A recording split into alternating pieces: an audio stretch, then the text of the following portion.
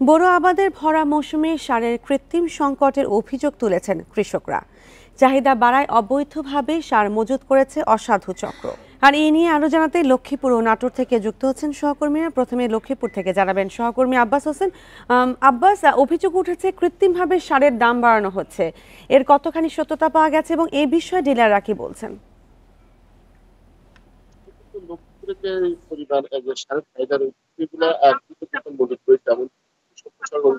আমাদেরকে বলা হয়েছে এবার চাহিদা রয়েছে 35,000 মেট্রিক টন যে সারের চাহিদা রয়েছে সে অনুপাতে সার পর্যাপ্ত সার রয়েছে। এমনকি যে কৃষি সম্প্রসারণ অধিদপ্তর থেকে আমাকে জানানো হয়েছে। এর বাইরে আমি এখানে যে ডিলাররা রয়েছে অনেক ডিলারের সাথে কথা বলেছি, বিশেষ করে রামগতি এবং কমলনগর যে বা রায়পুরের যে চরাঞ্চলগুলো রয়েছে সেইখানে কিন্তু আমরা দেখেছি সারের যে সংকট, সে সংকট তারা কৃত্রিম সংকট দেখিয়ে বিভিন্ন অজুহাতে যে কৃষকদের কাছ থেকে দাম আদায় করা হচ্ছে।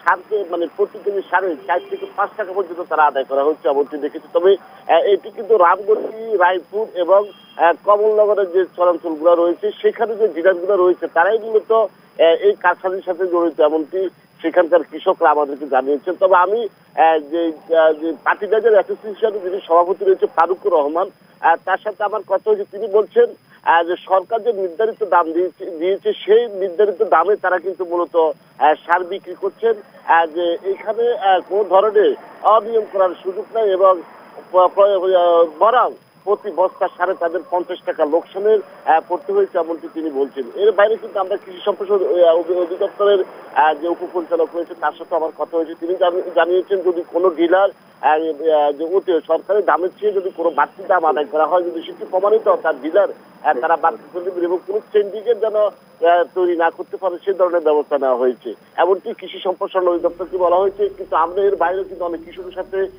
কথা বলেছি, তারা অভিযোগ করেছেন সারের দামের বাড়ার কারণে তাদের কিন্তু যে প্রতি যে একর জমি সেখানে কিন্তু খরচ বাড়ার কারণে তাদের কিন্তু লোকসানও পড়তে হয়েছে। তো তারা বলছেন যেহেতু বর্তমানে সারের সংকট যদিও যে সরকারিভাবে বলতেছে নাই, তারপরে যদি এই সিন্ডিকেট তৈরি না করতে পারে সে ধরনের ব্যবস্থা নেওয়ার। জি আব্বাস, আপনি আমাদের সঙ্গেই থাকুন। এবার আমরা চলে যাব নাটোরে, জানাবেন সহকর্মী বাপ্পি লাহেরি। বাপ্পি, নাটোরের সারের সংকট কতখানি প্রকট, দাম বাড়ার বিষয়ে কৃত্রিম কৃষি বিভাগ ও প্রশাসন কি বলছে?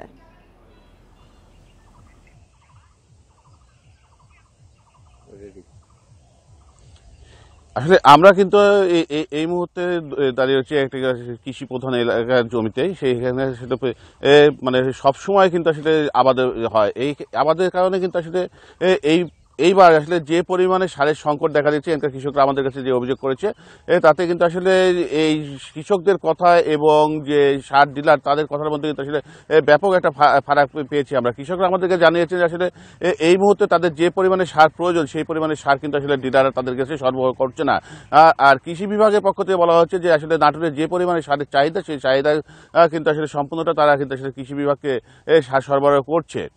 সার বীজ মনিটরিং কমিটি, কৃষি বিভাগ এবং ডিলার এই তিনজনের কথা, তিনটি দপ্তরের কথা একই রকম হলেও আসলে কৃষকের কথা কিন্তু তার ভিন্নতা। কারণ কৃষক বলছে যে এখানে যে আমরা যে সার নিতে যাচ্ছি আমাদের যদি ইউরিয়া প্রয়োজন হয় তাহলে কিন্তু আসলে ডিলাররা শুধু আমাদেরকে ইউরিয়া দিচ্ছে না, আসলে ডিলাররা একটা প্যাকেজ আকারে যে সার তারা ইয়ে করছে, যে আসলে সবগুলো সার বিশেষ করে ডিএপি, টিএসপি এবং পটাশ এই 4টি সার একত্রিত নিয়ে কিন্তু আসলে ডিলাররা কৃষকদের কাছে বিক্রি করছে। এছাড়াও আসলে সারের যে সংকট রয়েছে সংকটের পাশাপাশি কৃষকরা আরেকটা সমস্যা পড়েছে বলে আমাদেরকে অভিযোগ করছেন যে আসলে আমার যে প্রয়োজন আসলে 5 বস্তা ইউরিয়া সার বা টিএসপি সার সেখানে কিন্তু আসলে 5 বস্তা পাওয়া যাচ্ছে না, তাদেরকে 1 বস্তা দেওয়া হচ্ছে। আর আসলে এই 1 বস্তাটা দেওয়া হচ্ছে যে সারটার মূল্য 1350 টাকা, সেই সারটা কিন্তু আসলে বস্তাপতি নেওয়া হচ্ছে অনেক ক্ষেত্রে 1700 টাকা, 1650 টাকা, 1800 টাকা পর্যন্ত কিন্তু এখানে নেওয়া হচ্ছে। কৃষকেরা এমন অভিযোগ করলেও কিন্তু আসলে ডিলাররা কোনোভাবেই তারা স্বীকার করছে না যে আসলে তারা সার কম দিচ্ছে বা তারা সারের মূল্য বেশি নিচ্ছে। আমি এই বিষয় নিয়ে কিন্তু আসলে জেলা সার বীজ মনিটরিং কমিটি এই সদস্যদের সাথে কথা বলেছিলাম, কৃষি বিভাগের সাথে কথা বলেছি এবং ডিলারদের সাথে কথা বলেছি। এতে ডিলাররা যেমনটি বলছে আমরা তাদেরকে সার পর্যাপ্ত পরিমাণে দিতেও পাচ্ছি এবং আমাদের কাছে সারের কোনো ঘাটতি নেই। আর কৃষকেরা বলছে যে আসলে তারা সার পাচ্ছে না, তারা ডিলারদের কাছে গিয়ে বারবার ঘুরছে। সব মিলিয়ে সে কৃষক যে অভিযোগগুলো করছে সেই অভিযোগগুলো কিন্তু আসলে সরকারি যে দপ্তরগুলো রয়েছে সেই দপ্তরগুলো মানতে নারাজ আছেন। আর এখান থেকে যে অবস্থা এখন পর্যন্ত প্রায় 1,35,000 হেক্টর জমিতে কিন্তু আসলে আবাদ হচ্ছে। এই আবাদের পর্যাপ্ত পরিমাণে সারের প্রয়োজন রয়েছে। এই সারগুলো যদি এই মুহূর্তে সঠিক সময় না পায় কৃষকরা, তাহলে কিন্তু আসলে ফসলের একটা ব্যাপক মানে লোকসানের মুখে পড়বেন এখানকার কৃষকরা, এমনটি অভিযোগ করছেন কৃষকরা আমাদের কাছে। সারের কৃত্রিম সংকট নিয়ে লক্ষ্মীপুর ও নাটোর থেকে জানাচ্ছিলেন সহকর্মীরা।